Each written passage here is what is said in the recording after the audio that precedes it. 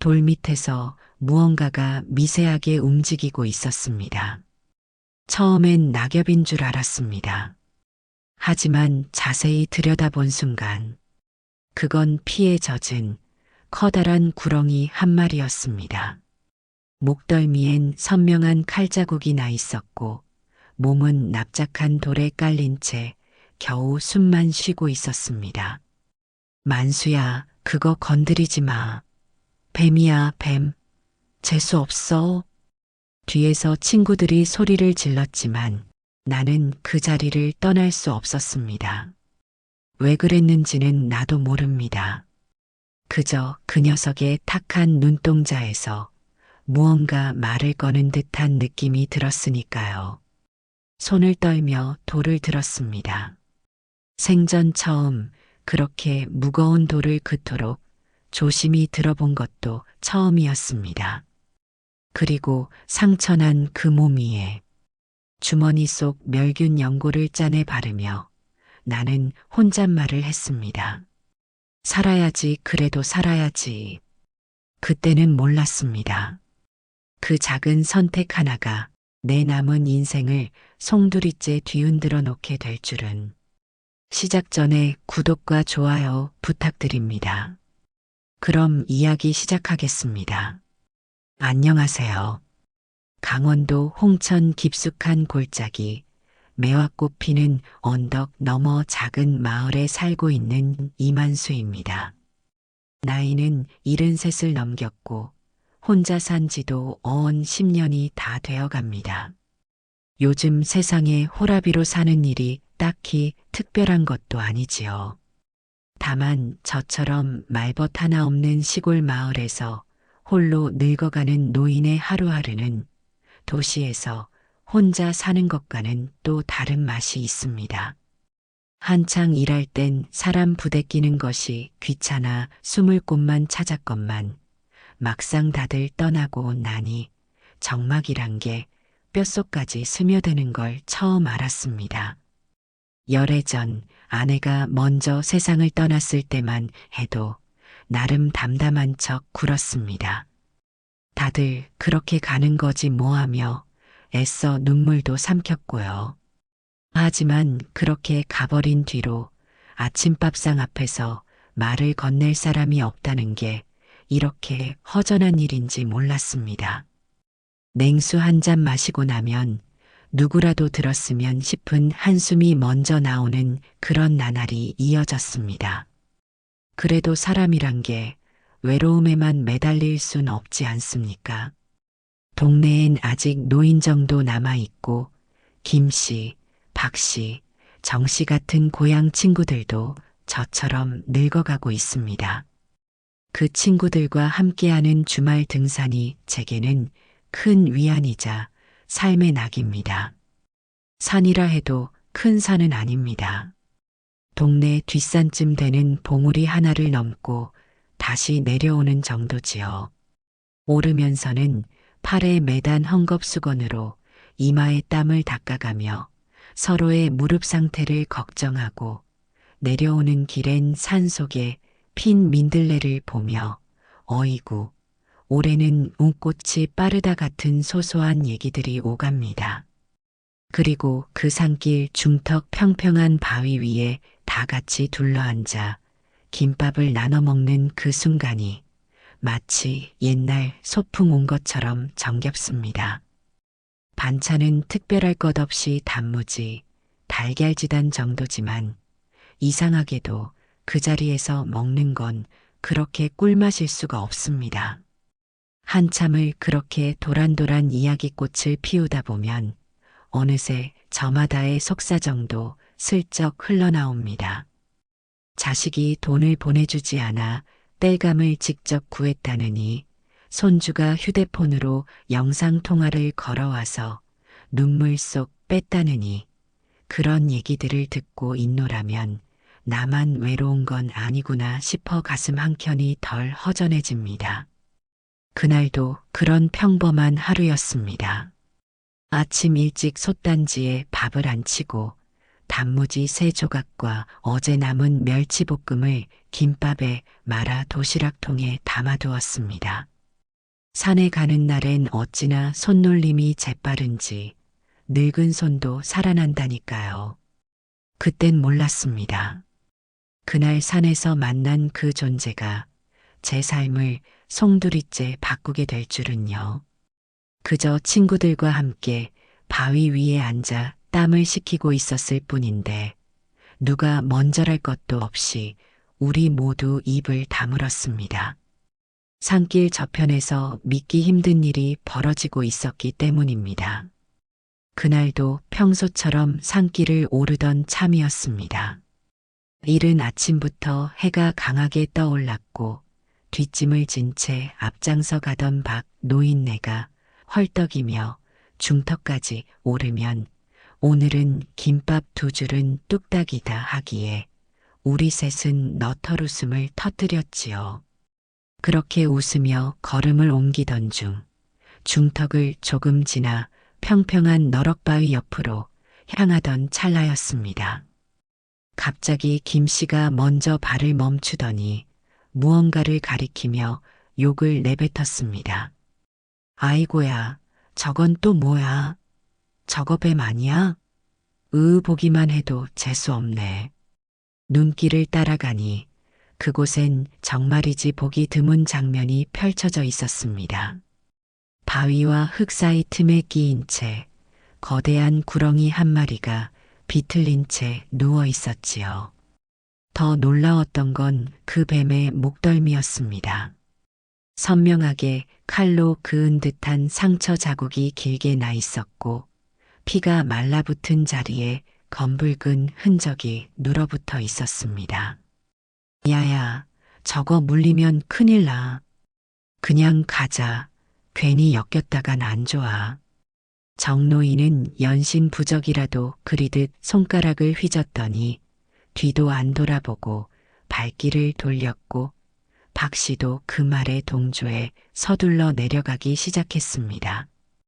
그들은 그렇게 산의 미신이라도 되는 양, 뱀은 원래 안 좋은 기운의 상징이라며 쓸데없는 말만 잔뜩 늘어놓았지요. 하지만 저는 그 자리를 뜰 수가 없었습니다. 괜히 그랬습니다. 말도 통하지 않는 짐승이건만 어째서인지 그 뱀의 눈동자가 말라붙은 피로 흐릿해진 눈이 저를 붙잡는 것만 같았습니다. 꼼짝없이 눌려있던 몸을 비틀며 간신히 숨을 쉬는 듯한 그 모습이 어찌나 마음에 걸리던지요. 그래서 저는 천천히 주위를 살폈습니다. 혹시라도 돌틈에 독사가 더 있을까 손에 장갑도 없는 채 조심스럽게 발끝으로 주변을 더듬어가며 마침내 그 녀석을 짓누르던 크지 않은 납작돌 하나를 들고 천천히 치워냈습니다. 돌은 생각보다 무겁지 않았습니다. 다만 그것을 치우는 제 마음이 무거웠을 뿐이지요. 돌을 치우고 나니 뱀은 미약하게나마 몸을 꿈틀였습니다. 아픈 몸을 간신히 틀어 보이던 그 모습에서 저는 이상하게도 생명력을 느꼈습니다. 평소 가방에 챙겨 다니는 약통을 열어 작은 멸균 연고와 거즈를 꺼냈습니다. 원래는 무릎 긁혔을 때 쓰려던 것인데 사람 아닌 녀석에게 쓰게 될 줄은 몰랐지요. 살며시 거즈에 연고를 짜내어 상처 위에 바르기 시작했습니다. 조심스럽게 무서움을 꾹꾹 눌러가며 손이 떨리지 않게 마음을 가다듬은 끝에 겨우 약 바르기를 마쳤습니다. 그제야 뱀은 숨소리처럼 작게 스으하는 소리를 냈고 저는 그 소리를 들으며 괜히 안도했습니다. 뭐랄까 살아있구나 그런 느낌이 들었습니다. 그리고는 가만히 그 녀석 곁을 떠났습니다. 돌아서는 제 발끝에선 흙이 사박사박 흘러내렸고 그날따라 바람도 몹시 차분했습니다. 뱀에게 무슨 일이 있었는지 왜 그런 상처를 입은 건지는 알 길이 없지만 마음 한편에선 그 생명 하나 구한 듯한 작은 떨림이 남았습니다. 그날 밤은 이상하리만치 조용했습니다. 봄인데도 바람 한 점 없었고 창문 틈으로 스미는 달빛도 마치 일부러 숨죽인 것처럼 조심스러웠습니다. 저녁엔 평소처럼 된장국에 물 말아 한 그릇 비우고 라디오에서 흘러나오던 클래식 음악에 잠이 솔솔 쏟아져 이불을 덮은 채 사르륵 잠이 들었지요. 그런데 그날따라 꿈이 무척 생생했습니다. 어느 산골짜기 안개가 자욱한 길 위에 제가 서 있었고 마치 구름처럼 허연 실루엣 하나가 서서히 다가왔습니다. 얼굴은 보이지 않았지만 이상하게도 전혀 낯설지 않은 기운이 느껴졌습니다. 따뜻하다기보단 묘하게 단단하고 묵직한 마치 오래된 산신령이라도 되는 듯한 그런 느낌이랄까요? 그 형체는 천천히 제 앞에 섰고 마치 속삭이듯 그러나 귀에 또렷이 박히는 목소리로 이렇게 말했습니다. 넌 귀인을 도왔으니 이젠 너도 복을 받을 차례다. 그 순간 제 등 뒤로 바람 한 줄기가 휘몰아치더니 나뭇가지들이 소리도 없이 흔들렸고 땅 위엔 금빛으로 반짝이는 무언가가 사르륵 흩어졌습니다. 반딧불 같기도 하고 별가루 같기도 한 그것들이 내 손끝에 머물다 사라질 때쯤 그 형체는 안개 속으로 사라졌습니다. 잠에서 깨어났을 땐 이마가 땀에 젖어 있었고 심장은 평소보다 빠르게 뛰고 있었습니다. 꿈은 말 그대로 꿈이지요. 아무리 또렷하게 기억이 나도 어디까지나 허상이란 걸 누구보다 잘 압니다. 하지만 이상하게도 그 말 한마디가 자꾸만 머릿속을 맴돌았습니다. 넌 귀인을 도왔으니 복을 받을 차례다. 정신을 차리고 일어나니 창밖에선 여느 날과 다름없는 새소리가 들려왔고 물 끓는 주전자 소리에 저는 다시 평범한 아침으로 돌아왔습니다. 꿈이야 허무한 것일 뿐이라며 고개를 저어봤지만 마음 한켠에 남은 잔상은 쉽게 가시지 않았습니다. 아무것도 아닌데 왜 이리 가슴이 두근거렸을까요? 정말 말도 안 되는 일이라고 애써 웃어 넘겼습니다. 하지만 그날 이후 제 삶은 하나둘씩 이상하게 움직이기 시작했습니다. 다음 날은 일요일이었습니다. 아침밥을 먹고 마당에 쌓인 솔가지를 정리하다 보니 마침 장 보러 읍내에 간다는 박 노인의 전화가 걸려왔습니다. 만수야, 같이 마을 슈퍼나 가자. 물 좀 사게. 큰일도 아니니 따라 나섰지요. 마을 슈퍼는 늘 그랬듯 소박했습니다. 진열장엔 눅눅한 과자가 가득하고 라면은 두 묶음에 1,000원씩 노란 딱지를 붙인 채 쌓여 있었습니다. 물 2병과 두유 한 팩을 집어들고 계산대에 서자 주머니 속에 남은 동전이 딱 1,500원이더군요. 어쩐지 그냥 돌아서기 아쉬운 마음에 계산대 옆에 먼지 쌓인 복권 상자를 가리키며 말했습니다. 거기 있는 복권 하나만 주세요. 그 1,000원짜리로. 계산원 할머니는 이런 건 젊은 사람이나 하는 거지. 뭐하러 이런 걸 사요하면서도 웃으며 하나를 뽑아주셨고 저는 그저 장난삼아 접어 주머니에 넣었습니다. 그게 그렇게 될 줄은 꿈에도 몰랐습니다. 일주일 뒤 친구들과 등산 후 김치전을 뒤집다가 우연히 저번 주에 샀던 연금 복권이 생각나 맞춰보니 3등에 당첨이 되었더라고요. 당첨금은 크다면 큰 돈이고 작지도 않은 100만 원이었습니다. 그저 몇 번 정도 외식하고도 남을 금액이었을 뿐이지만 그 순간 느껴진 기분은 이상하게도 그날 꿈속의 말과 겹쳐졌습니다. 넌 귀인을 도왔으니 이젠 너도 복을 받을 차례다. 그 말이 생각났습니다. 하지만 전 애써 웃었습니다. 그런 건 그냥 우연이지요. 누구나 한 번쯤은 생기는 일이기도 하고 또 그런 우연을 믿고 삶을 걸어선 안 된다는 걸 저는 나이 들어서야 배운 사람입니다. 그런데 이상하게도 그 이후 그런 우연이라기엔 잇따르는 행운들이 끊이질 않았습니다. 마트에서 이벤트로 응모하면 당첨이 되고 경로당 복지 행사에서 추첨한 고기 경품에 덜컥 당첨되고 잔돈이 잘못 들어온 줄 알고 돌려주려다 도리어 과일 꾸러미를 덤으로 받는 일까지 모두 사소한 일들이었지만 한두 번도 아니고 계속 그러니 마을 어귀에서는 요즘 만수 영감 복 터졌대요라는 말이 농처럼 흘러나오기 시작했습니다.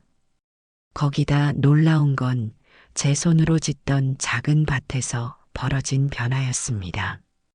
원래는 자식들 반찬 보내겠다고 몇 가지 심던 텃밭이었는데 어찌된 일인지 오래따라 작물들이 기가 막히게 잘 자랐습니다. 상추는 줄기마다 도톰하고 가지는 제 팔뚝처럼 굵으며 방울토마토는 햇빛을 그대로 머금은 듯 탐스럽고 당도도 높았습니다. 그걸 보고 동네 이장이 말하더군요. 이만수 씨, 이거 동네 카페 같은데 납품 좀 해보면 어때요? 도시서 내려온 사람들 이런 유기농 채소 좋아하거든. 처음엔 그저 웃고 넘겼지만 말이 씨가 된다고 했던가요? 그 말을 들은 동네 청년이 직접 소셜미디어에 올린 사진 하나가 퍼지면서 어느 날부턴가 도시 카페에서 연락이 오기 시작했습니다. 혹시 계절마다 작물 납품 가능하신가요? 직접 재배하시는 거 맞죠? 그렇게 저는 생전 처음 팔로라는 걸 가져본 사람이 되었습니다. 어쩐지 겁이 났습니다. 이런 일이 이 나이에 나 같은 사람에게 생길 수 있는 일인가? 하지만 그 꿈의 말이 또 한 번 마음을 건드렸습니다. 복을 받을 차례다. 그건 아직 시작에 불과했던 것입니다. 제 아들 태성이었습니다. 마지막으로 얼굴을 본 게 아내 장례식 날이었으니 횟수로만 따져도 10년이 훌쩍 지났습니다. 그날 이후 그는 전화 한 통 없었고 주소 하나 남기지 않은 채 도시로 떠났습니다. 저는 처음엔 혼란스러웠지만 이내 반가운 반, 경계 반으로 아들을 맞아들였습니다. 처음엔 그런 줄 알았습니다. 아들이 마음을 고쳐먹고 다시 사람답게 살려고 돌아온 줄로요. 하지만 눈빛은 허전했고 말투는 어딘가 무거웠으며 몸은 피곤에 절어 있었습니다. 제가 조심스레 물었을 때 태성은 마치 기다렸다는 듯 툭 내뱉었습니다. 직장 잘렸어요. 그 여자랑도 결국 이혼했습니다. 돈이 그러던 어느 날이었습니다. 이른 아침 파종을 막 마치고 마당가에 앉아 숨을 고르고 있을 때였지요. 낯선 자동차 한 대가 마을길로 천천히 들어서더니 제 집 앞에서 멈췄습니다. 흙먼지가 일며 차문이 열렸고 그 안에서 오래도록 보지 못했던 얼굴 하나가 내려섰습니다. 마치 시계가 멈춘 듯 제 숨도 그 순간 멎는 것만 같았습니다. 아버지 저예요. 태성입니다. 좀 필요해서 왔습니다. 그 말에 속에서부터 뭔가 뭉쳐 올라왔지만 입 밖으로는 내색하지 않았습니다. 그도 내 자식이고 세상 어디에도 기대지 못하고 돌아온 사람인데 어찌 그 손을 밀어낼 수 있었겠습니까? 저는 조용히 통장을 열어 소액이지만 당장 숨 돌릴 만큼의 돈을 내주었습니다. 그걸로 뭔가 다시 시작하겠거니, 이제부터라도 새 삶을 살겠거니 하는 순진한 믿음이었지요. 하지만 그 돈은 태성에게 시작이 아니라 습관이었습니다. 며칠 뒤 그는 다시 찾아와 말했습니다. 그때 준 돈은 조금 부족하네요. 사실 카드 돌려막다가 많이 밀렸어요. 이번 한 번만 도와주세요. 그때까지만 해도 저는 또 도왔습니다. 그런데 이상한 낌새가 들기 시작한 건 그 다음이었습니다.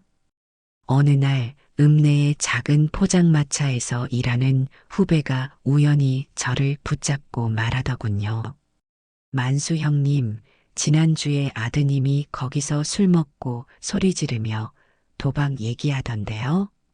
카지노 다녀온다고 자랑하듯 얘기하던데 가슴이 쿵 내려앉는 기분이었습니다.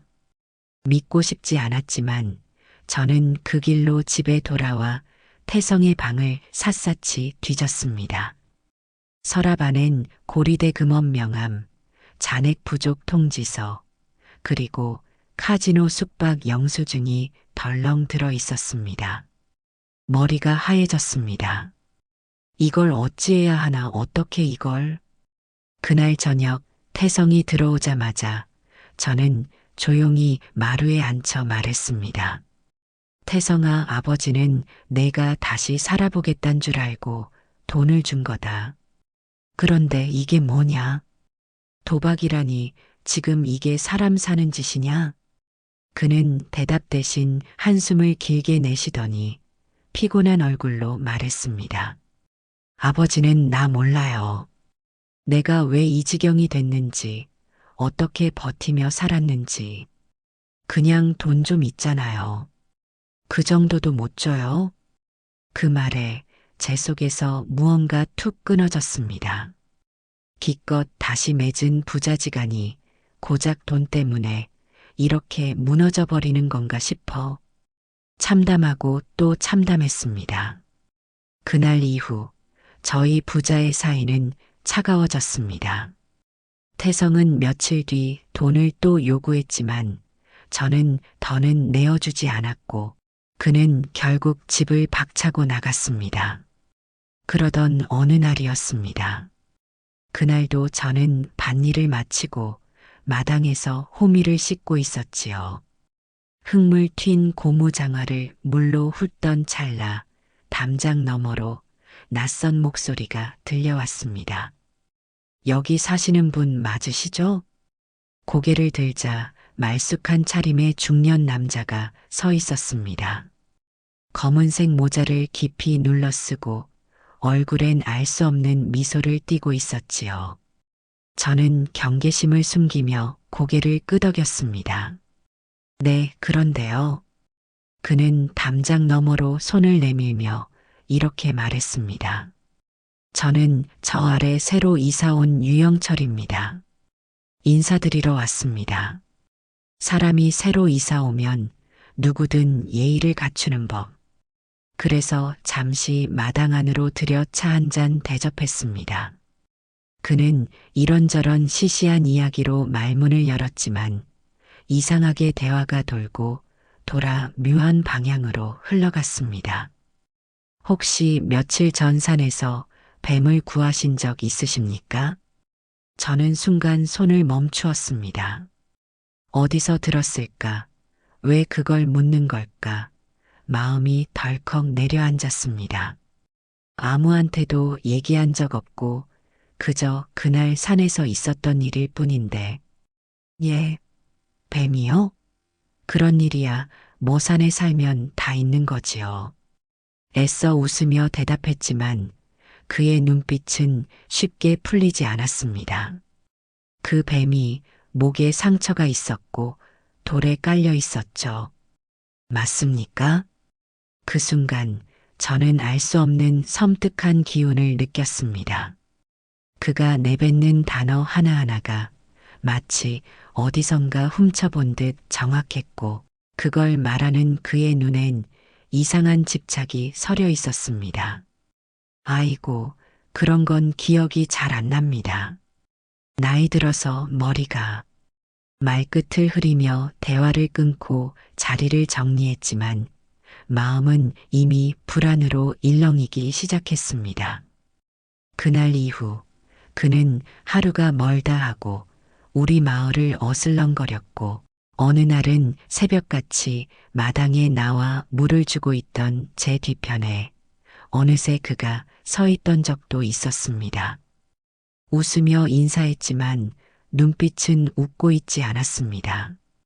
그리고 그 불길함은 며칠 뒤 한밤중에 현실이 되어 제게 들이닥쳤습니다. 새벽 2시 무렵이었습니다. 바람 한 점 없던 고요한 밤, 창틀 너머로 이상한 소리가 들렸습니다. 처음엔 고양이인 줄 알았습니다. 하지만 몇 초 뒤 누군가 현관문을 살짝 건드리는 소리가 들렸고 이어서 조심스레 창문을 여는 기척이 들려왔습니다. 심장이 요동쳤지만 놀라지 않았습니다. 낮에 땅에 묻은 쇠삽을 생각하며 손전등을 들고 조용히 안방문을 열었습니다. 그리고 그 틈 사이로 희미하게 움직이는 그림자를 발견했습니다. 누군가 집 안으로 들어오고 있었습니다. 저는 숨을 죽인 채 그대로 경찰에 전화를 걸었습니다. 여기 도둑이 집 안에 있습니다. 지금 바로 와주십시오. 목소리를 최대한 낮추고 문 뒤에 웅크려 기다렸습니다. 몇 분이 지났을까? 현관에서 삐걱이는 소리와 함께 사람의 발소리가 더 깊숙이 들려왔습니다. 그 순간 현관 불빛이 번쩍하고 켜졌고 이어지는 건 발소리 대신 경찰입니다. 라는 외침이었습니다. 순식간에 달려든 경찰들 사이에 붙잡혀 얼굴을 드러낸 도둑은 다름 아닌 그 이웃 남자 유영철이었습니다. 그는 경찰 앞에서도 허둥대지 않았습니다. 오히려 이상할 정도로 침착하게 말했습니다. 그 노인이 그 뱀을 구했어요. 이해할 수 없는 말, 광기에 물든 눈빛. 그때 저는 확신했습니다. 이 남자는 단순한 도둑이 아니었습니다. 그리고 그날 산에서 구한 뱀이 단순한 뱀이 아니었다는 것도 마침내 받아들일 수밖에 없었습니다. 그날 밤은 한치 앞도 보이지 않을 정도로 깊었습니다. 도둑이 경찰에 연행된 후에도 제 마음은 쉬이 가라앉지 않았고 그 남자의 마지막 한마디나 한텐 그게 필요해요라는 말을 곱씹으며 저는 혼잣말처럼 중얼거렸습니다. 그게 뭐길래 뱀 하나가 그토록 절박했단 말인가. 다음 날 아침 마을 파출소에서 연락이 왔습니다. 이만수 어르신 오실 수 있겠습니까? 어젯밤 그 사건 말씀드릴 게 좀 있습니다. 무언가 불길한 예감이 가슴속을 짓눌렀지만 저는 담담히 발걸음을 옮겼습니다. 파출소 한켠 유영철은 여전히 그 말쑥한 옷차림에 수갑을 찬 채 앉아 있었습니다. 그는 고개를 들자마자 미소를 지었습니다. 무척 조용하고 어딘지 신비한 기운이 감도는 미소였습니다. 경찰은 조서를 정리하던 도중 제게 조용히 속삭이듯 말했습니다. 알고 보니 이 사람 서울에서도 제법 알려진 인물이랍니다. 일반 점집이 아니고 무속계에선 도사라고 불릴 만큼 영향력이 있던 사람이라고요. 그리고 이어지는 말은 상상도 못할 이야기였습니다. 유영철의 진술에 따르면 그는 귀신의 형상을 지닌 영물에 특별한 의미를 부여하며 그 영물이 나타나는 장소나 인연을 맺은 사람에게 제복의 기운이 몰린다고 믿는 이단의 가까운 믿음을 가진 인물이었습니다. 그가 말한 그 뱀제가 산에서 돌을 치우고 상처를 치료해준 그 존재는 그가 수년간 찾아다녔던 귀신의 형상을 띠고 인간의 인연을 시험하는 수호신이자 재물의 상징이었다는 겁니다.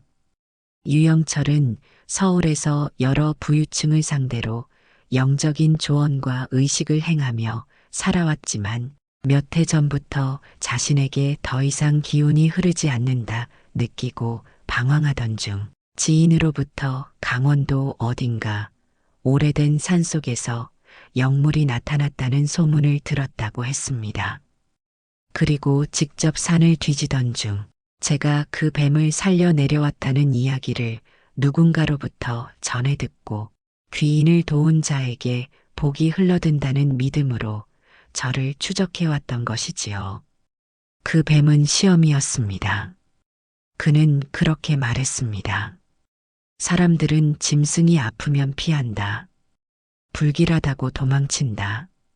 하지만 당신은 돌을 치우고 연고를 발랐어요.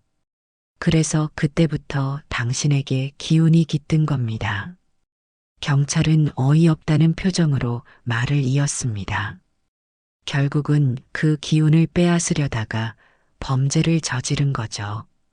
자기는 당신 옆에만 있으면 뭐든 잘 풀릴 거라 믿고 있었습니다. 그 순간 제 온몸에 닭살이 돋았습니다. 처음엔 단순히 이상한 사람이라 생각했던 그가 실은 나름의 이유와 믿음으로 저를 추적해왔고 결국 그 믿음이 광기로 변해 범죄까지 저지른 것이었습니다. 그 자리에서 전 묻지 않을 수 없었습니다. 그래서 그 뱀은 지금 어디에 있답니까? 유영철은 고개를 천천히 저으며 대답했습니다. 그 존재는 누구도 가둘 수 없습니다. 다만 그 영물이 한번 머물렀던 자리에 오랜 기운이 남는다고. 지금 당신은 그 중심에 서 있는 겁니다. 그 말에 경찰은 코웃음을 쳤지만 저는 왠지 모르게 그 말이 가슴 한구석을 묵직하게 쳤습니다. 단지 헛소리로만 들리지 않았습니다. 그날 밤 꿈속에서 들은 한 문장. 넌 귀인을 도왔으니 이젠 너도 복을 받을 차례다. 그것이 이제야 믿기 어려웠지만 그래도 조금은 이해되는 듯 했습니다. 그 일이 있고 며칠 뒤였습니다. 집안에 어지럽게 흩어진 종이 뭉치를 정리하다가 우연히 통장 한 권을 펼쳐본 순간 제 눈은 딱 한 곳에서 멈췄습니다. 몇 천만 원이 있어야 할 계좌에 이자가 연체된 기록과 알 수 없는 자동이체 내역이 찍혀 있었던 겁니다. 순간 가슴이 철렁 내려앉았습니다. 누군가 손을 댔다. 그 생각이 머리를 스치자마자 저는 서재 한켠에 보관해둔 중요한 서류들을 확인하러 갔습니다. 그 안에는 아내가 살아있을 적 우리 둘이 함께 묵묵히 읽어왔던 밭대기, 그 유일한 내 이름의 땅, 등기 서류가 들어있었어야 했습니다. 하지만 거기엔 복사본만 덩그러니 남아 있었습니다. 진짜 원본은 사라지고 없었습니다. 그 순간 모든 게 퍼즐처럼 맞아떨어졌습니다.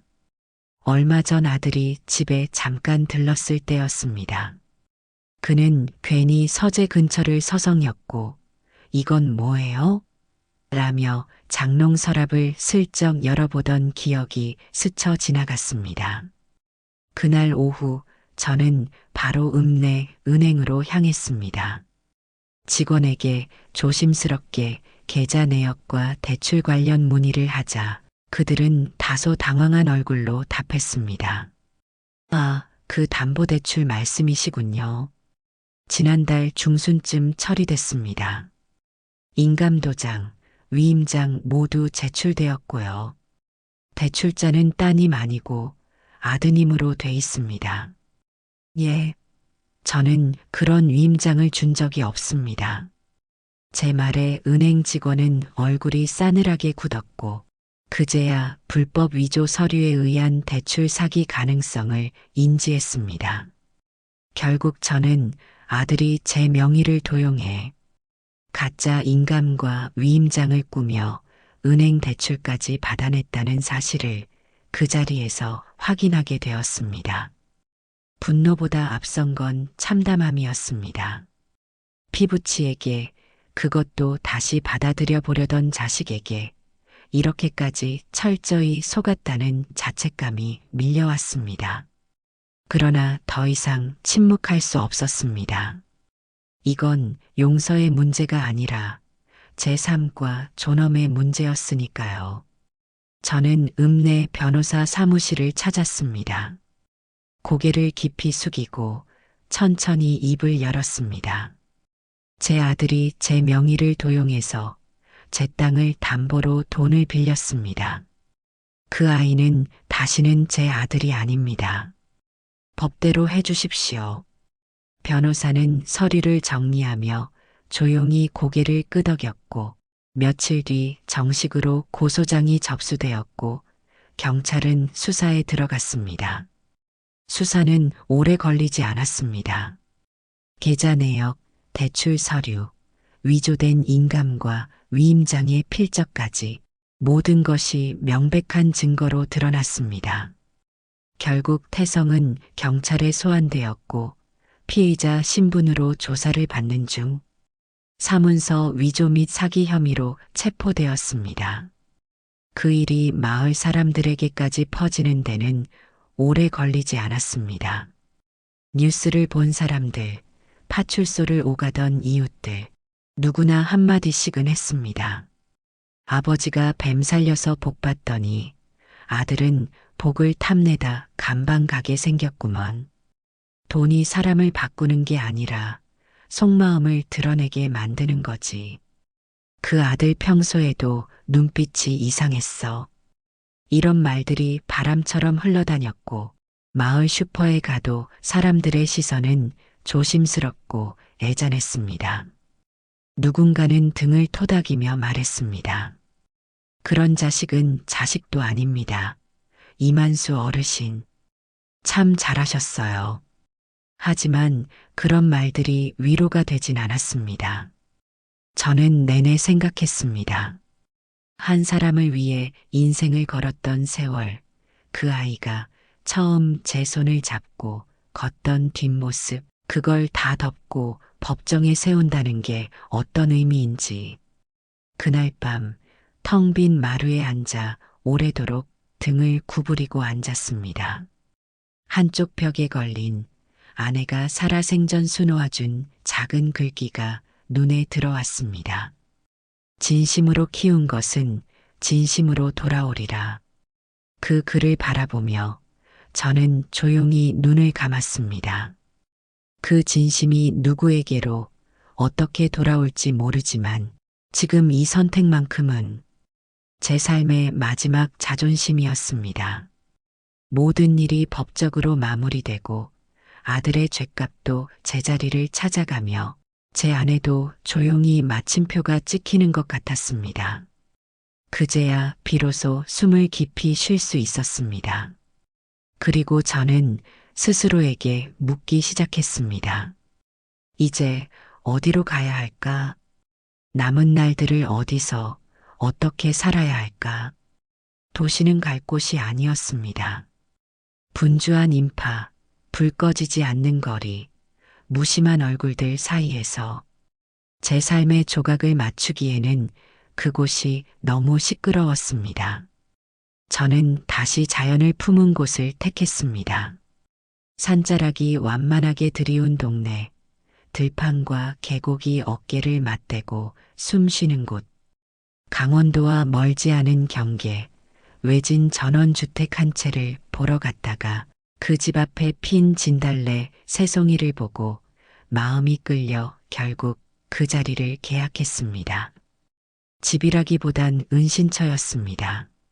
마당 한켠엔 오래된 감나무가 서 있었고 그 아래 나무 벤치 하나가 덩그러니 놓여 있었습니다. 낮엔 바람이 불 때마다 감잎이 살랑이고 밤엔 산허리에서 부는 바람이 집 처마를 스치며 나직이 속삭였습니다. 짐을 다 정리한 후 첫날 밤 저는 이불을 덮고 누운 채 천장을 바라보다 문득 미소를 지었습니다. 그래, 이제야 제자리 같구나. 그리고 다시 동네 친구들과의 산행도 시작됐습니다. 김씨, 박씨, 정씨 여전히 무릎은 아프다고 징징거리지만 정상에 올라선 그 순간만큼은 모두의 얼굴이 밝아집니다. 다시 마주 앉아 김밥을 나누고 김치를 꺼내며 도란도란 이야기꽃을 피웁니다. 누군가는 제게 물었습니다. 이만수 영감, 참 파란만장했구먼. 지금은 어때요? 저는 조용히 웃으며 말했습니다. 이젠 바람소리도 귀하게 들리고 새소리도 따뜻하게 와닿습니다. 사람이 제자리를 찾으니 세상이 다시 말 걸어오는 것 같아요. 그 말에 모두 고개를 끄덕였고 그날 산중턱 바위 위에 앉은 우리 사이엔 오랜만에 정적이 흘렀습니다. 그 정적은 슬픔이 아니라 평화였습니다. 복잡했던 날들, 엉켰던 인연, 무너진 마음. 그 모든 것이 천천히 가라앉고 이제는 조용히 흘러가는 강물처럼 제 안에 자리 잡고 있었습니다. 그리고 저는 압니다. 그날 그 산에서 돌에 깔린 뱀을 일으켜 세운 그 순간이 제 삶의 방향을 돌려놓았다는 것을. 복이란 건 남이 준 것도 아니고 하늘이 뚝 떨어뜨린 것도 아닙니다.